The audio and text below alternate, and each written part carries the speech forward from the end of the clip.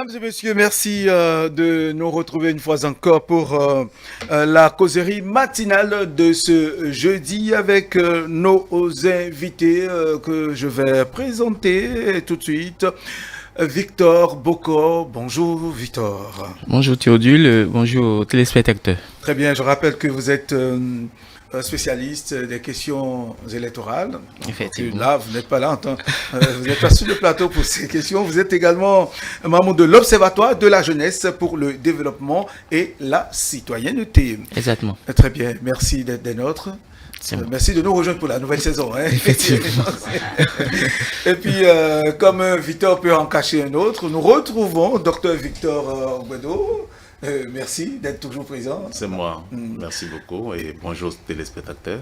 Très bien. Antonia Dossa, on est là encore. Bonjour. Merci à vous. Nous allons nous intéresser cette fois-ci, Antonia Dossa, à l'importance de l'éducation environnementale à l'école et en dehors de l'école, n'est-ce pas, Antonia Dossa? Alors, il faut le rappeler, la protection de l'environnement, de notre environnement, est d'ailleurs l'affaire de tous. Il n'y a de jour où on ne remarque des comportements ahurissants de la part des citoyens qui, à la limite, ignorent que c'est de ces gestes et comportements dépendent notre santé. Des papiers et autres déchets jetés en pleine rue, des eaux usées de nos ménages déversées en pleine rue, des jets d'urine projetés sur les places publiques sans aucune mesure de protection, des plans mis sous terre saccagés, autant de comportements qui nous interpellent et qui nous amènent à savoir, à nous demander, est-ce que ce comportement, ces habitudes, est-ce que nous les avons eues dès le bas âge, ou il y a un manque de prise de conscience notoire chez nos citoyens. Victor Bokor, est-ce que vous avez fait le même constat que nous aujourd'hui? Oui, il faut remarquer que de plus en plus notre environnement se dégrade. Oui, du fait de nos différents gestes, comme vous l'avez si bien rappelé, jets d'urine, des déchets solides et menacés qui ils sont balancés un peu partout. Et on se demande alors comment est-ce qu'on en arrive là? Est-ce que à la maison il y a eu quelque chose qui n'a pas marché ou l'école n'a pas pu récupérer et donner l'orientation nécessaire aux élèves, puisque tout part de la base. Fondamentalement, je pense que l'éducation à la citoyenneté doit partir d'abord de la maison. Oui. Si nous n'apprenons pas dès le bas âge aux enfants à balayer la maison, à nettoyer un tant soit peu leurs chaussures, à ranger comme il se doit les habits dans les couloirs qu'il faut, il est évident qu'on aura raté un pan d'orientation de l'enfant quant à ce que c'est que l'éducation à l'environnement. Très bien. Oui, Antonia Dossa, importance de l'éducation environnementale. Pensez-vous que cette éducation doit véritablement partir de la base? Est-ce que les comportements que nous avons aujourd'hui, nous adultes, est-ce que c'est à la base que nous avons raté quelque chose? Il faut dire que l'éducation environnementale, c'est vraiment à la maison et aussi à l'école. Déjà, parce que quand on est enfant, c'est pour préparer l'avenir, l'adulte de demain. Et si déjà dès le bas âge, on n'implique pas dans les habitudes des enfants les bonnes manières à tenir, les bonnes conduites à tenir face à notre environnement, je pense qu'on ne peut qu'attendre à des personnes adultes de demain qui ne participeront pas à la protection, à garder l'environnement sain.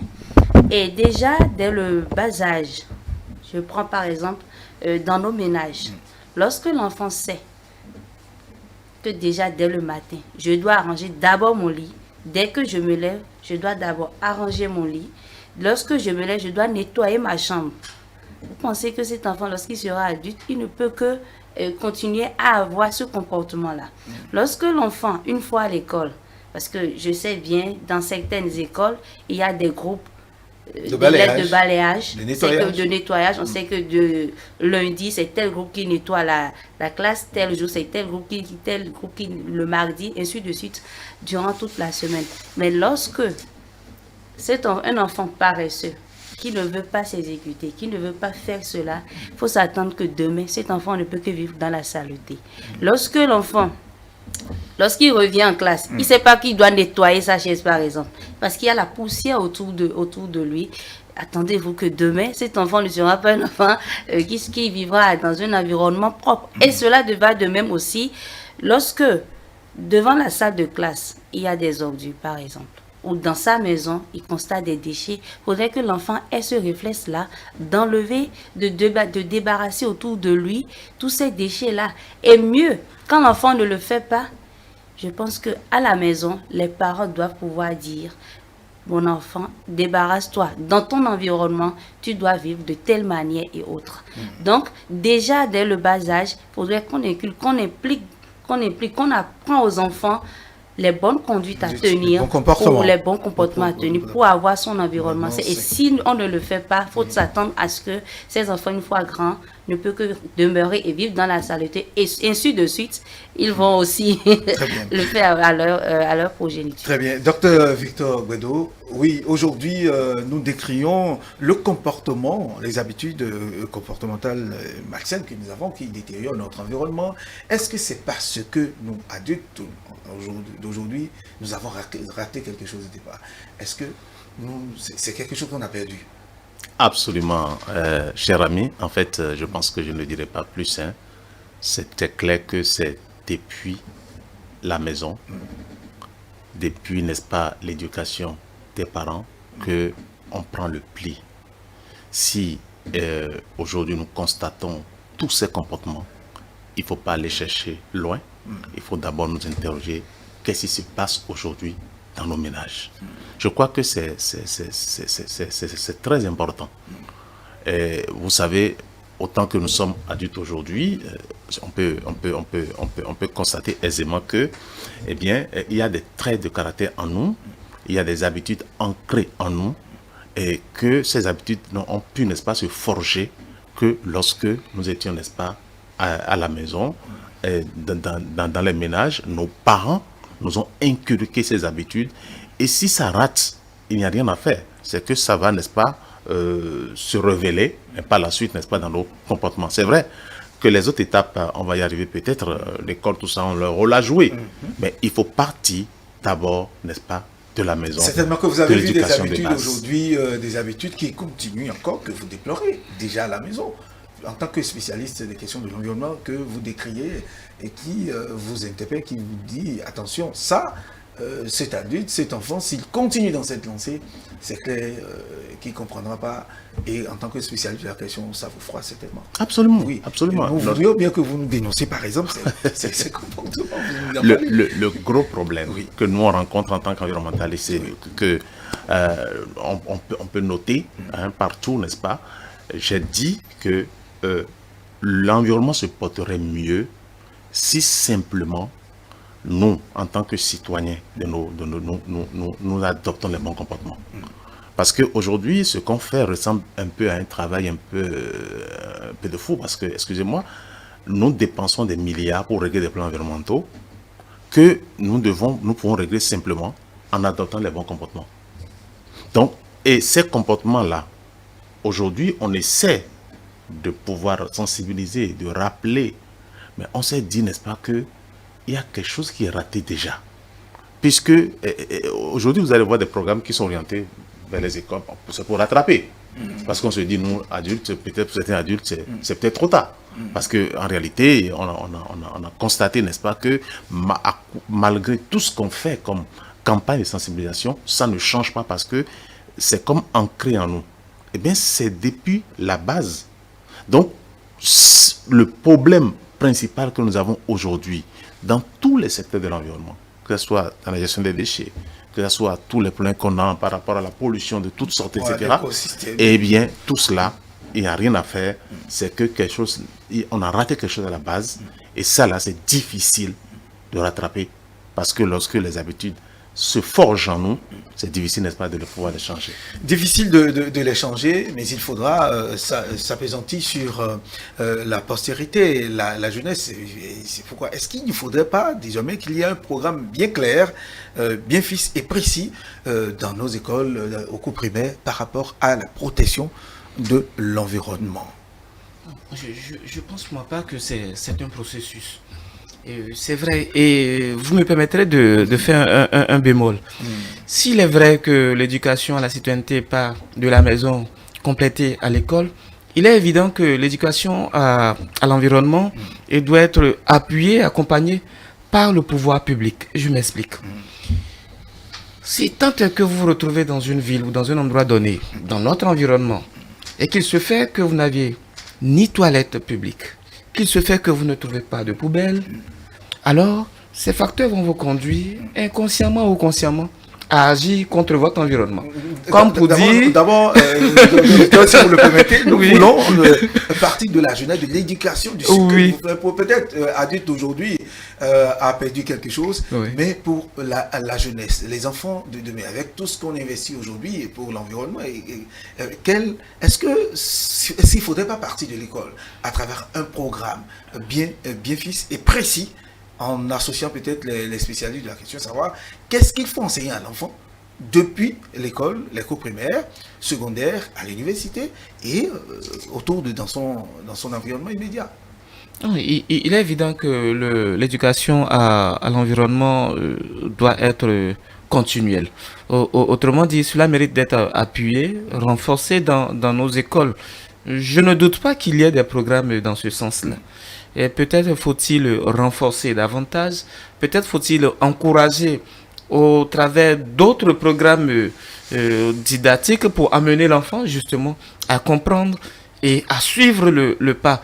Il est évident que seul à l'école primaire ou maternelle, cela ne suffit pas.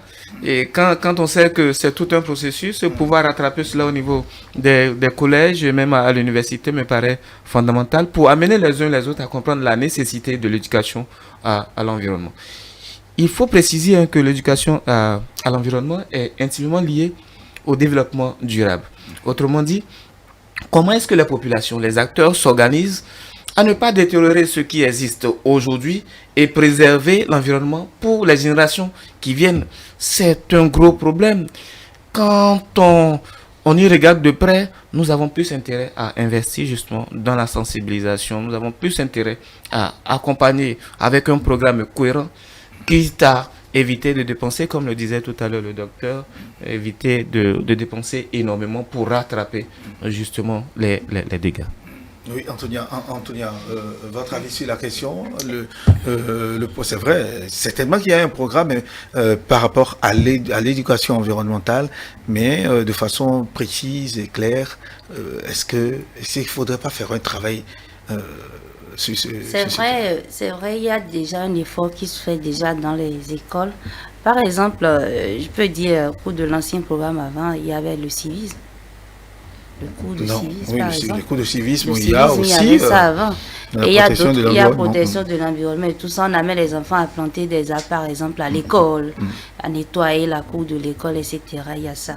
Mais il y a aujourd'hui, je pense qu'on peut faire plus.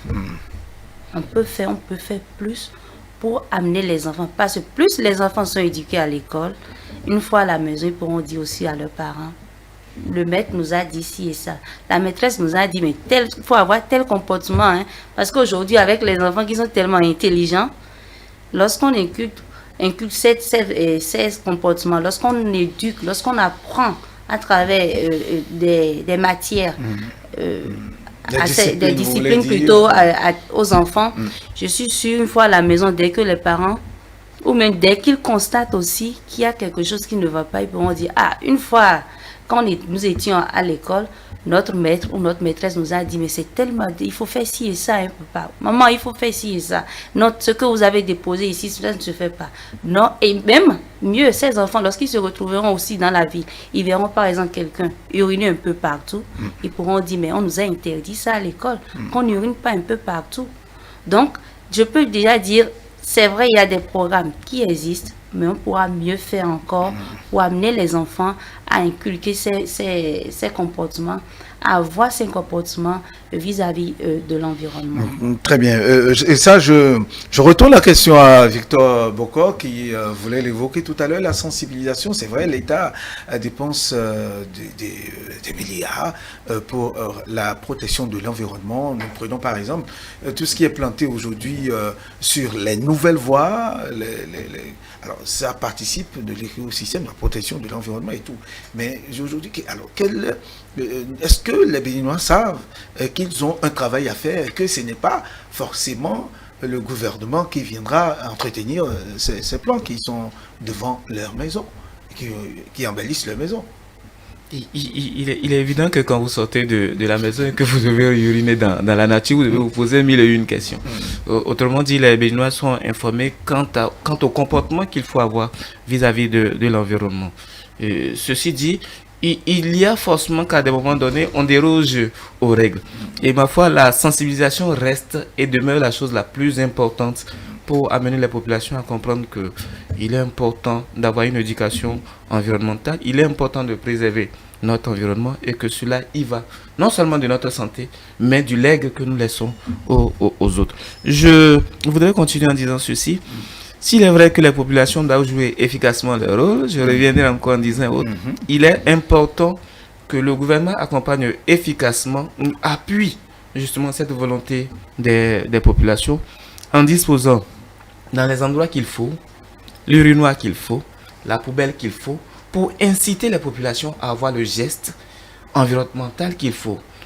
À défaut, nous risquons de provoquer un autre facteur où, face à un besoin, les uns et les autres seront obligés de dégrader leur environnement parce qu'ils seront obligés de déposer des ordures, d'uriner, ce qui vient justement mettre un peu en mal cette volonté d'assainissement que nous constatons aujourd'hui et la sensibilisation qui est faite. Très bien.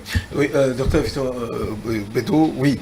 Est-ce que vous partagez cet avis selon lequel il n'y a pas suffisamment de toilettes publiques dans nos rues? Absolument.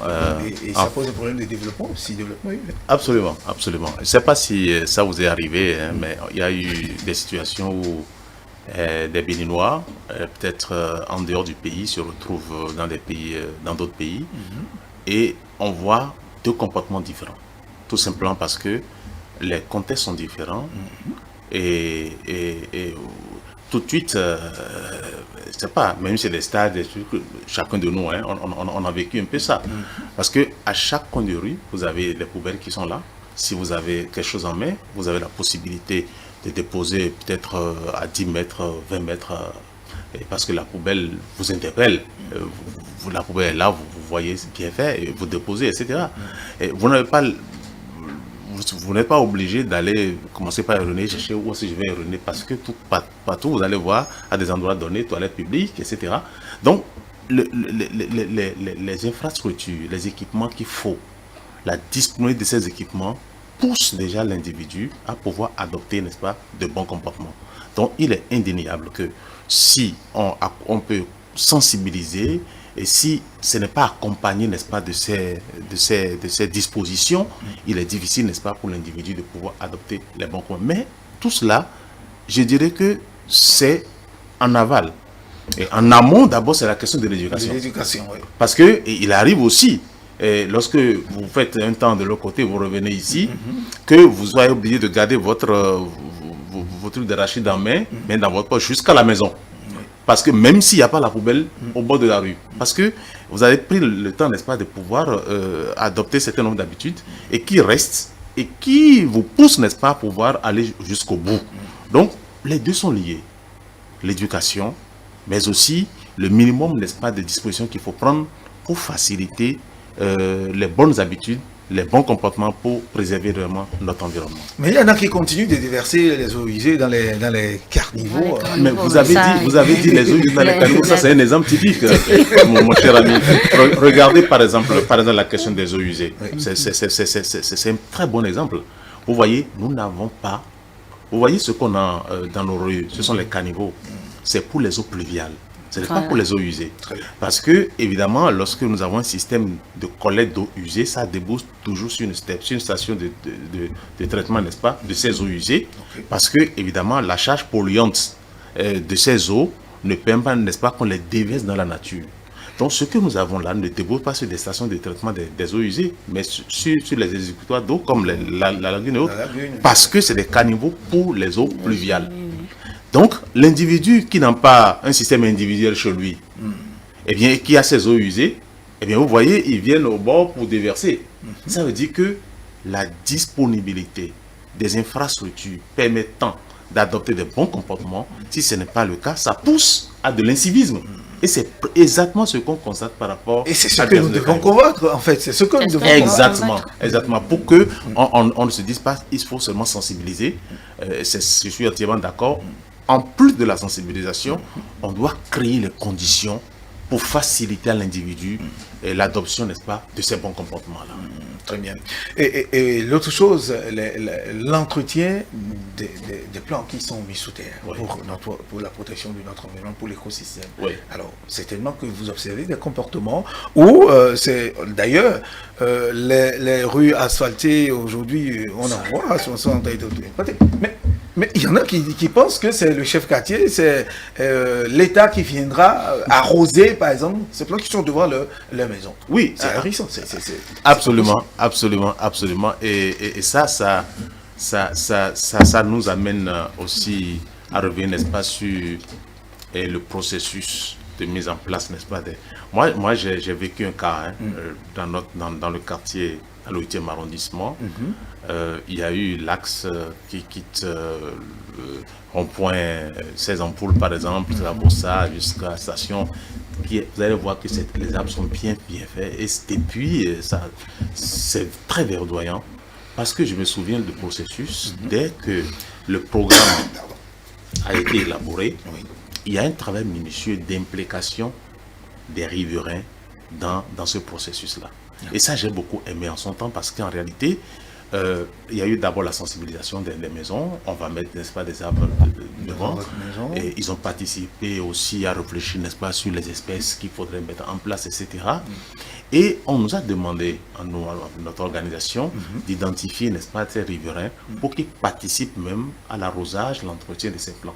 Et ça a marché.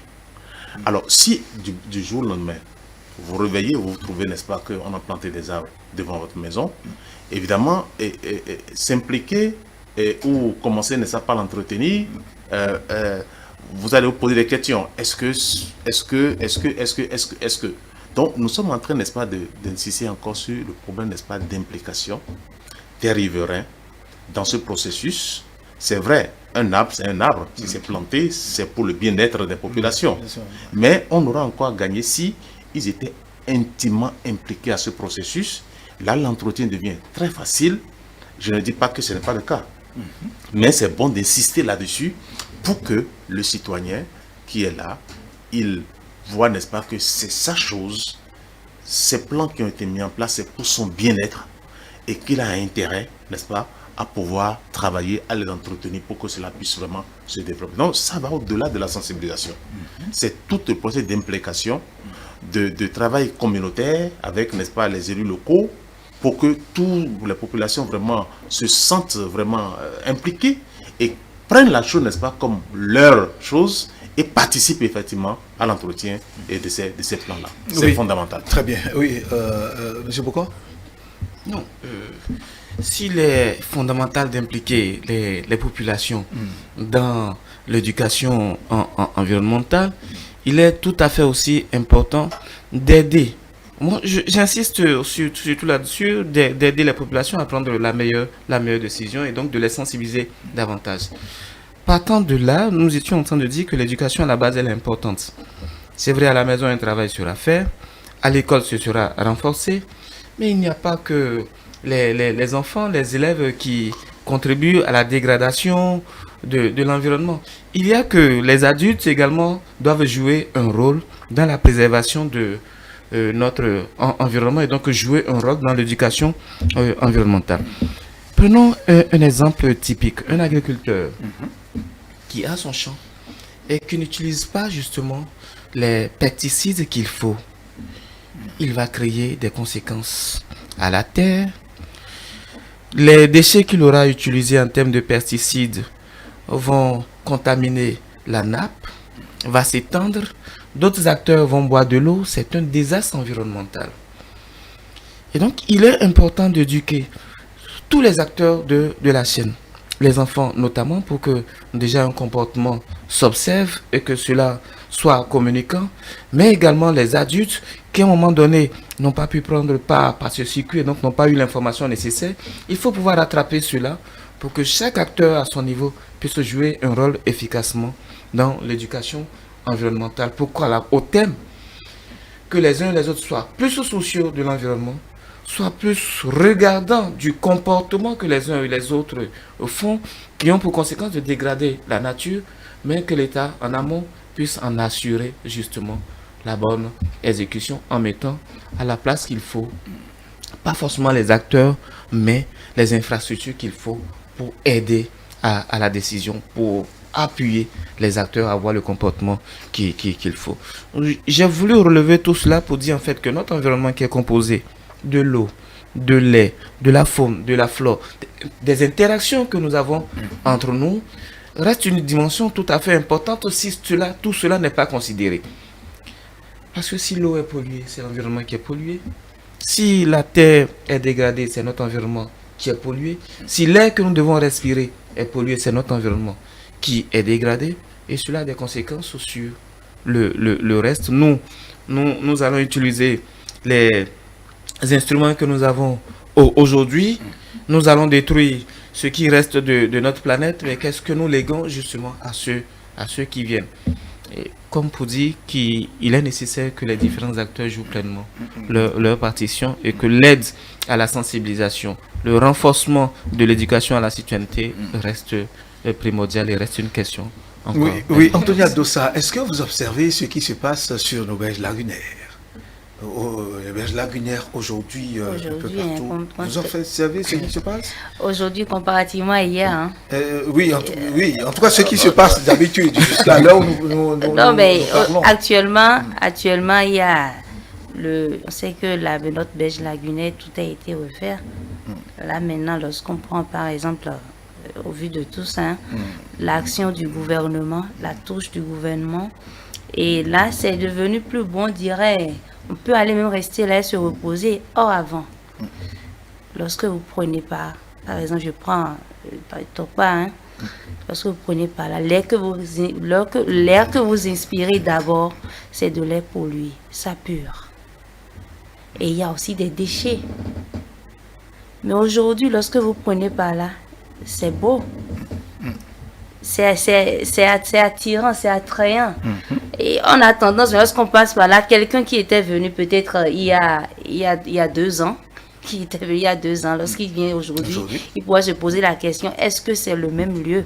Moi, j'ai eu la chance de prendre en interview des anciens du quartier, de ce quartier-là, qui ont dit, mais c'est très beau maintenant. Que lui, il y a un vieux même, pendant un bon moment, il n'était plus sorti. On nous a dit de le faire sortir pour qu'on le prenne en interview. Lorsqu'il avait dit, mais est-ce que c'est son quartier ou un autre lieu?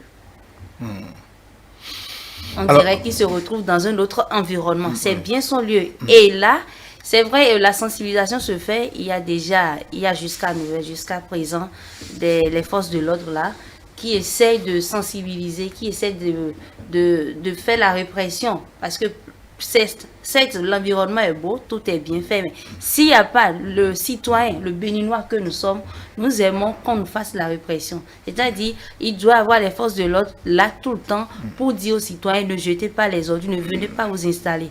Donc, c'est très beau, c'est salutaire, et moi je pense que le citoyen que nous sommes, béninois que nous sommes appelés à accompagner cela, parce que plus l'environnement est sain, plus tout est beau autour de nous, plus nous nous portons bien.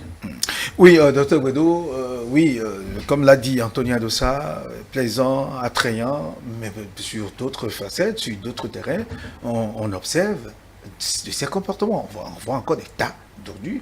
Si vous prenez par exemple le prolongement de Carnivaux du quartier de l'autre côté de René, ça pose problème, Vossa et autres, ainsi de suite. Vous allez à Parakou, dans des coins, il y a encore des tas d'immondices qui sont jetés au bord des lagunes, des étangs d'eau.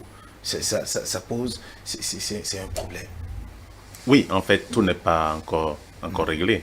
Et les problèmes environnementaux que rencontrait, n'est-ce pas, notre pays, c'est vraiment énorme comme problème. Si on prend seulement le cas, n'est-ce pas, de la situation d'insalubrité dans nos communes, presque toutes nos communes vivent un peu dans un état d'insalubrité.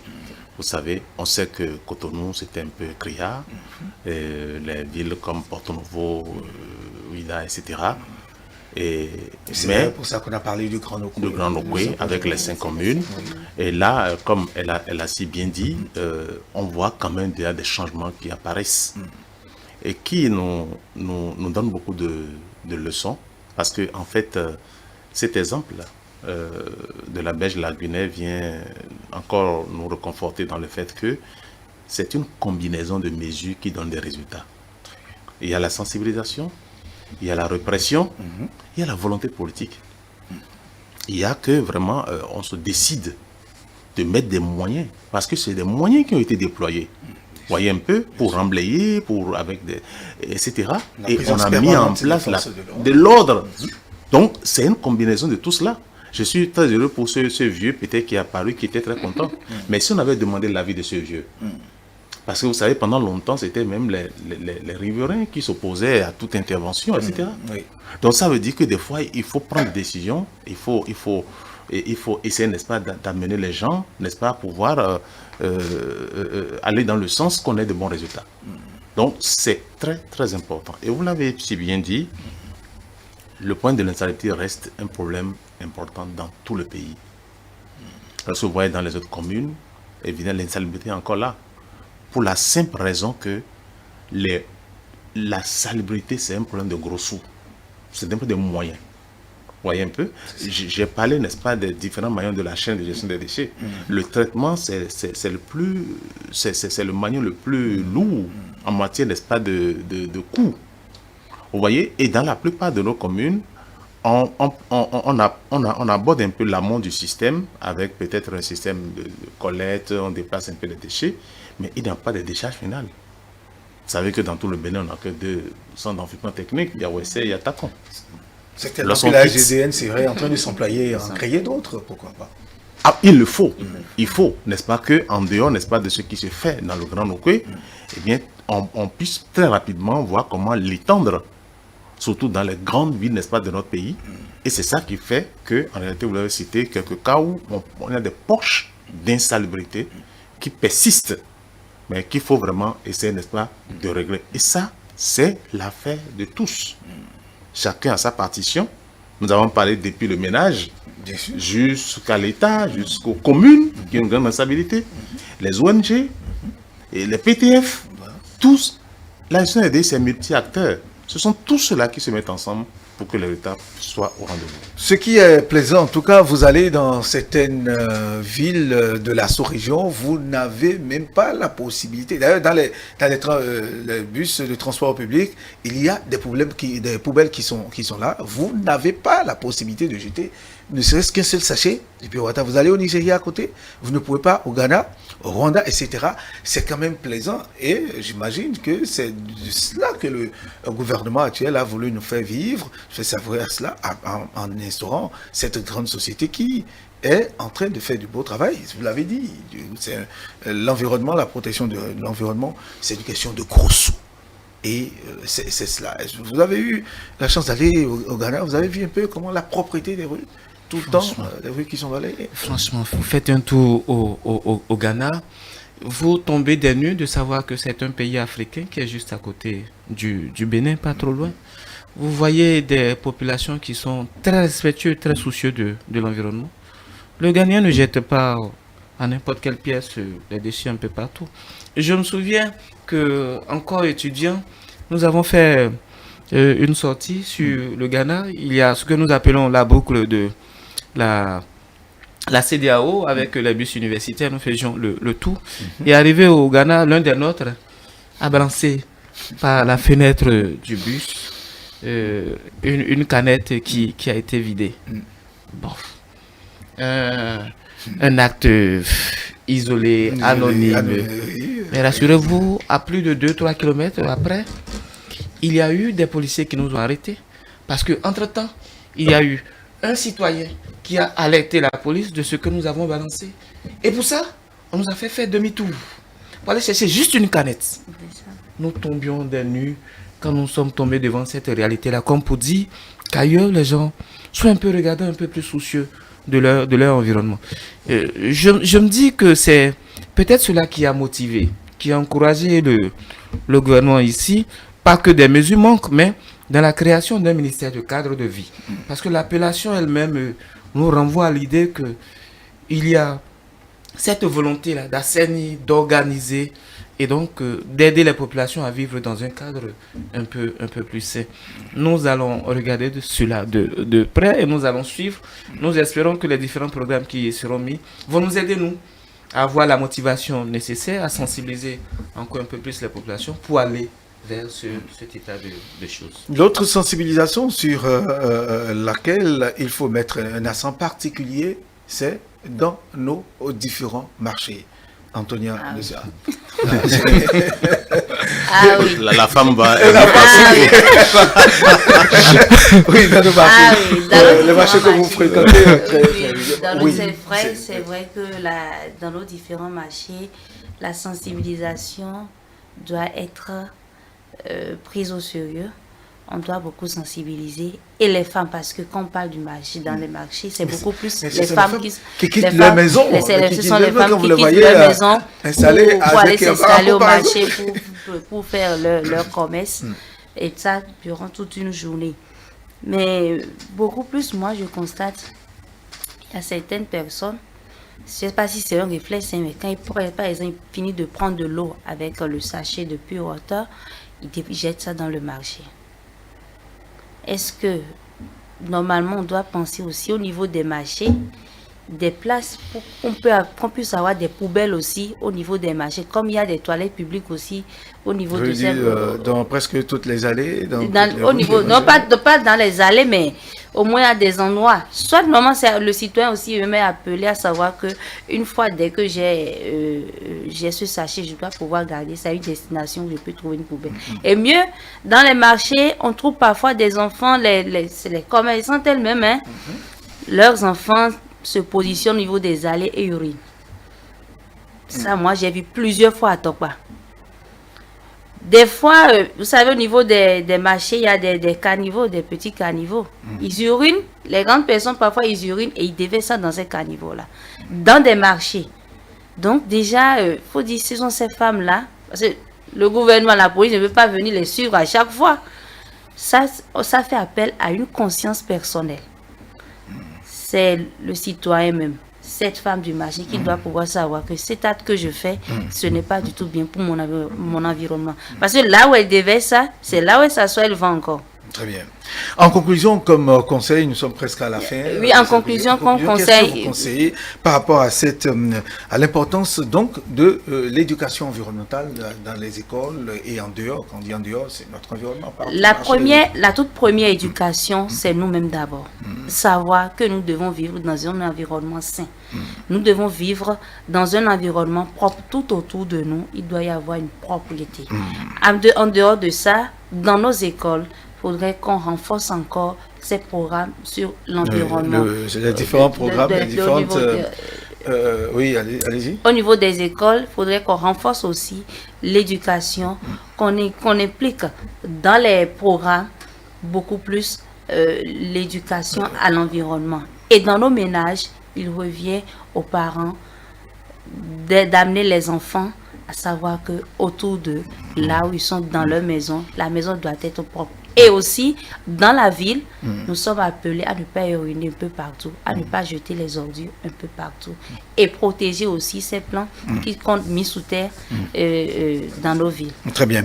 Victor Bokor, la question de la gestion de ces déchets dans nos marchés, nos comportements, et puis la conclusion. Elle a si bien dit, quand vous allez au niveau de nos marchés, c'est un spectacle ahurissant. Et si vous n'êtes pas éclaboussé par... je dirais pas... C'est donc vous n'avez pas envie d'appeler. Je dirais pas la suite. Non, il y a que fondamentalement la SOGEMA.